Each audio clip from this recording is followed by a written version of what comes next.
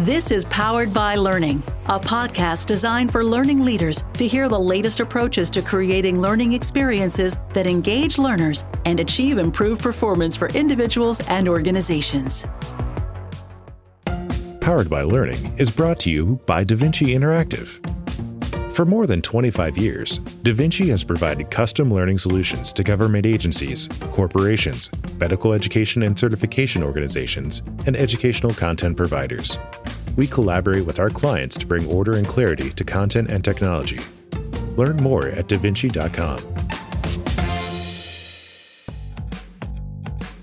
Hello and welcome to Powered by Learning. I'm your host, Susan Court. With me is DaVinci Learning Solutions Director, Jenny Fedullo. And today we are going to talk with our own Jenica Jones, Senior eLearning Specialist at DaVinci, about learning experience design. What is it and how and when do you use it? Welcome, Jenny and Jenica. It's great to be here, Susan. Thanks. I'm looking forward to this conversation. Jenica, when you work with your corporate and government clients at DaVinci, you put the learner first by employing LXD principles whenever possible. Talk to us a little bit about why you're so passionate about learning experience design, how you've seen it really be successful. I'm passionate about it because I think it's because I empathize with the audience so much. Everyone's so busy. So if someone's taking time out of their day to learn something, I don't want to waste their time. So that's really important to me. I want to get the most out of people's time. So LXD is learner-centered. So every decision, every concept, every design element, every word of it is the learner is considered. So they're the focus of the training. You think about what's best for them, what's the best way for them to reach their goals. So it does really allow for better outcomes when you're doing that, because you're considering how they interact with the content and how they are experiencing it. So I think that's why I like learning experience design. It really does focus on them. Jenica, I know you are so passionate about this. I've seen you in action with clients and firing away at questions, asking, well, how does this apply to the learner? How does this apply to the audience? Can you, just to level set everyone, can you explain what learning experience design is and how it differs from instructional design? And there's a lot of confusion out there. The way I think about learning experience design is that it's the best of everything we know about instructional design and combined with UI UX design principles. So, the best of instructional design and the best of our design principles to make a learning experience that's going to be the best for the learners. And I think if you think about it too, it really does, it flips the approach to learning for a lot of people. So, and I'm not just talking about instructional design. So there's, that would apply to like project managers or product owners or just a manager, really anyone who's involved in the request for training or will help along the way to get that out there. So when you think about instructional design or what we do or what learning is, there's, a lot of people have this expectation about what it is. Because it's what they know, it's what they've experienced. So an example I like to use is like a sexual harassment training. Most people have had that training. I've worked a couple different companies. There's usually some version of a sexual harassment training. The usual concept is that there is content at the beginning. You define what it is, go over the laws, company policies, how to report it, things like that. It's usually some scenarios, situations that you'll go over. And then usually there's a quiz at the end that kind of tests your recall, your knowledge about what you just learned. And that's what people think of when they think of learning and think of training. So for learning experience design, it's really about flipping that notion of what learning is. So it's a different mindset, a different way of approaching it. So instead of starting with really the content and using that as the starting point, it's learner-centered. So you're starting with the learner. And to put it in different terms, a lot of us binge watch probably over the holiday break. And I know I watched some of the Say Yes to the Dress, right? So think about that show if you've watched it.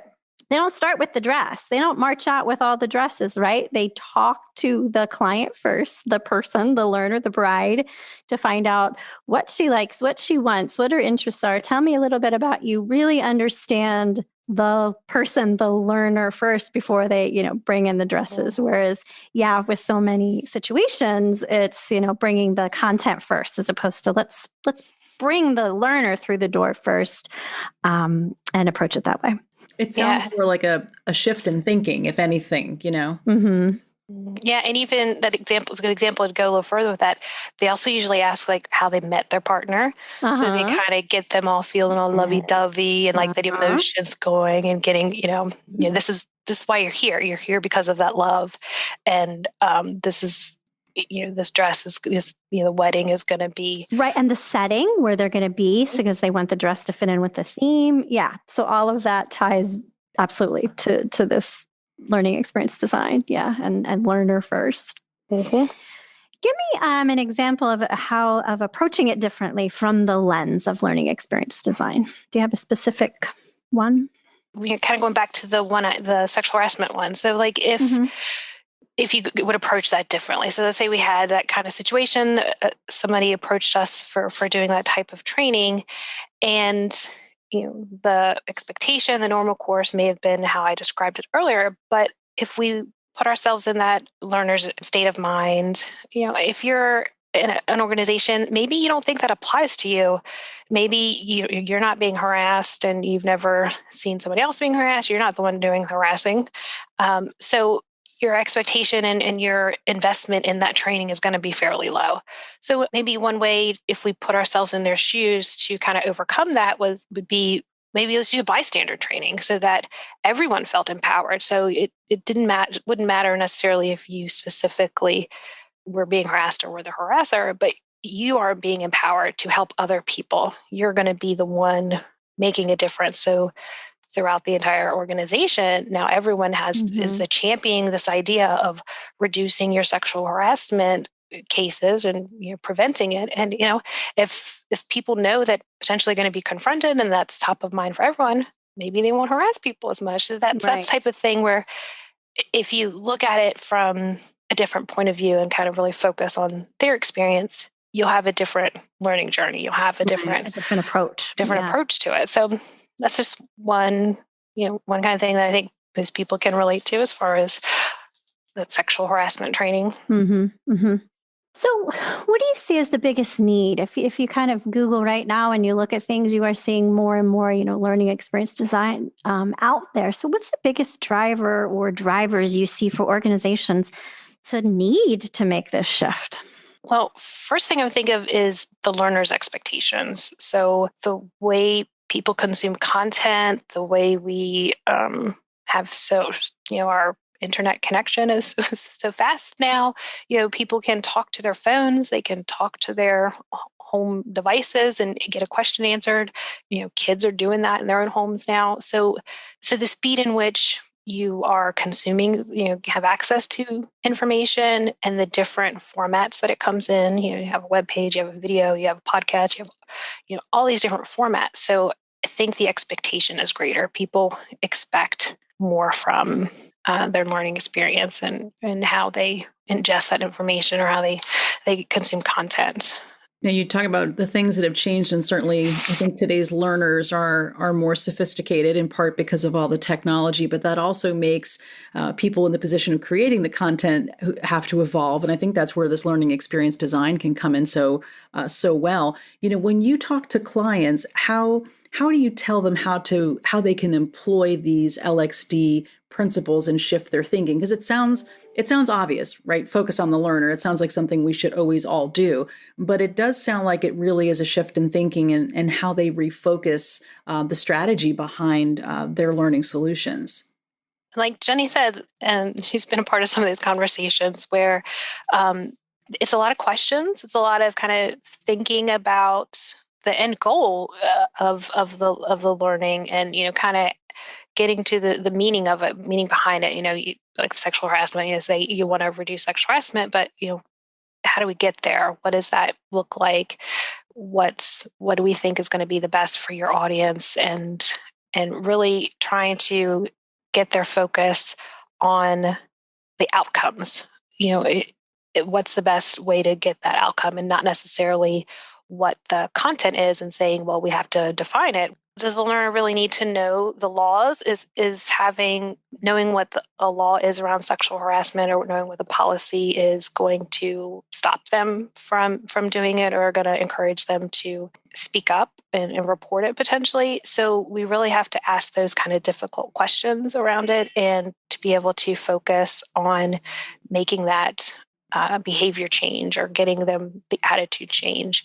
And it's also, we also want to think about the learning experience design is a journey, and that it's not just a one and done experience. So we talk about, how does this fit into your other endeavors that you're doing? Like, is there other policies that are changing? Is the culture, what are you doing to improve the culture of the organization? What other steps are you taking? Because another learning experience design principle is that learning isn't the answer. Learning isn't necessarily always what's going to fix the problem. It can be it's a piece of it, but it can't be the sole thing. So sexual harassment, you can't expect training on sexual harassment to resolve that issue. You want to make sure that there are other pieces that are happening to support the learning, and to make sure that it is going to be either enforced or championed, and everyone else is going to be on board with it. So, I mean, learning, from the beginning, in my early days with learning how to be a trainer and getting into this field, it was always about learning objectives, and it still holds true to this day, even more so. Really starting out with, what does the learner need to know and do as a result of this training, and keep going back to that question over and over. Do they really need to know this? Do they, what do they need to know? Just keep asking the client that over and over again, and it really helps you get to that clean content, that real world, scenarios and things that really is applicable to and meaningful to them. So if a client wants to talk with the two of you or anyone on our team about learning experience design, how do you start that conversation so that they understand what it is and how it may be of use to them as they approach their next project or learning solution training program? It's really focusing on 3 areas. So I know with learning experience design, it's what does the learner, it's all about the learner. But when we first engage with a client, we really need to understand first their organization, right? Their culture, their key performance indicators, their strategies, their goals, their mission, their vision, where they fit in the world, in the community. So really get a feel for what it is, who they are, and what they're trying to accomplish. And then we want to look at the learner and the need. And that's where we really want to analyze everything and anything we can, the covert, the things we don't know about them that we have to dig for, and obviously, the easy ones. But it's more than just identifying, yep, it's the sales team. It's where are they located? How do they work? What's their makeup? Tell us the diversity mix, what's their backgrounds?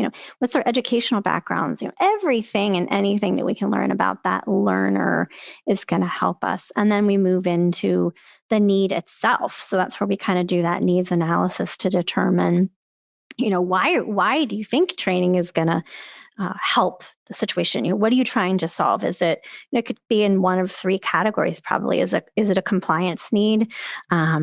Is it maybe, what Jenica was talking about with the unlawful harassment? Is it a gap? So was their expected performance and now they're falling short, so there's something that's wrong and we've determined it's a gap? Or is it brand new? So there's a brand new product, a brand new tool, a brand new process, then we know we have to train it. So we really focus on those 3 areas and ask a slew of questions to really help get us to that. But again, that's the prime area. A lot of times too, organizations maybe don't realize what options are available, or potentially they don't recognize that, for the same budget, they could be getting something that is going to have a better outcome, rather than what they've come to us and asking us for. If given the opportunity, we potentially can look at their, like you said, go through those questions that we go through, find out the organization, find out what the need is with the audience.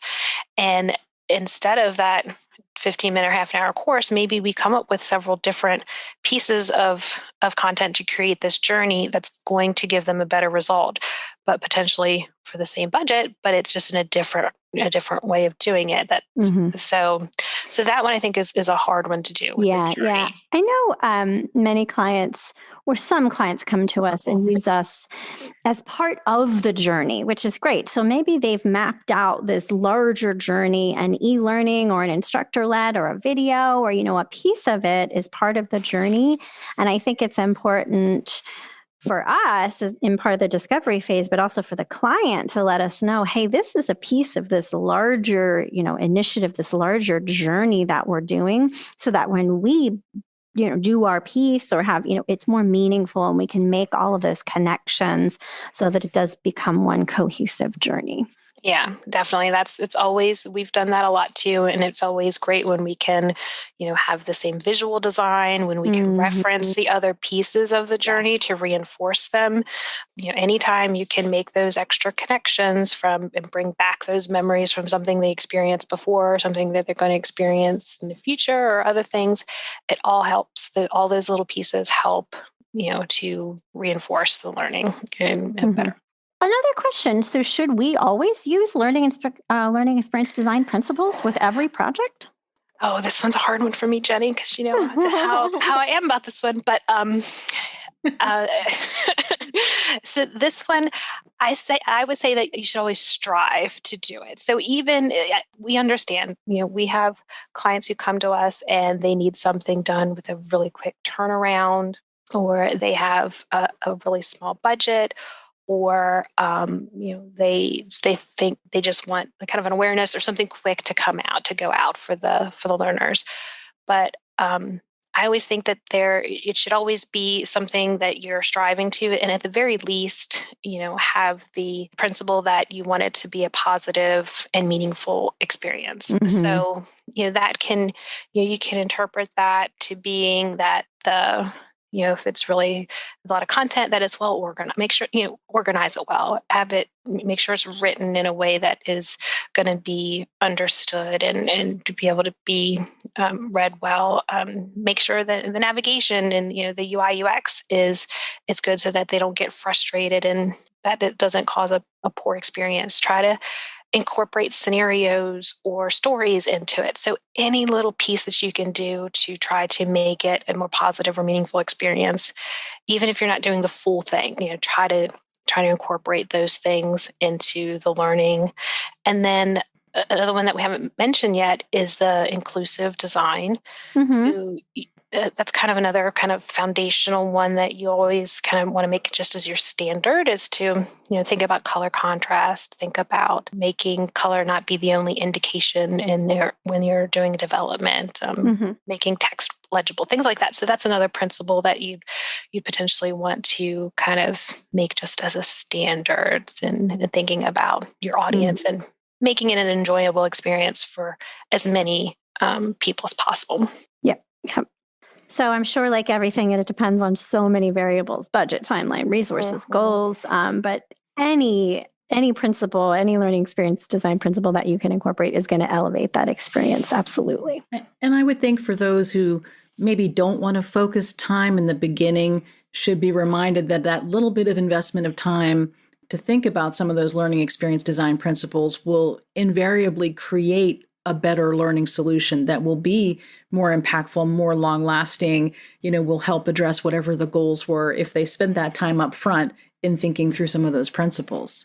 Definitely. It's so important to start a project off on the right track with those goals and objectives. And if everyone on the project has, if those are clear and established, and you're, going to bring those up throughout, that will help tremendously. I do have one other question, Jenica. If there was only one thing that everyone could take away, right, in kind of closing, please tell our audience what benefit they and their organization are going to see in making the shift to learning experience design. Better outcomes, better experience for the learners. So when you're using these learning experience design principles, the outcomes will improve. You'll have more meaningful experiences and positive experience for your learners and, potentially have better outcomes and better return on your investment. That's what everyone wants, right? Mm-hmm. Thank you. Great conversation. Thank you very much, Jenny and Jenica.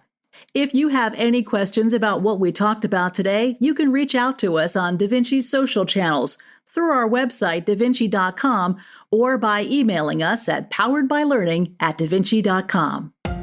Powered by Learning is brought to you by DaVinci Interactive.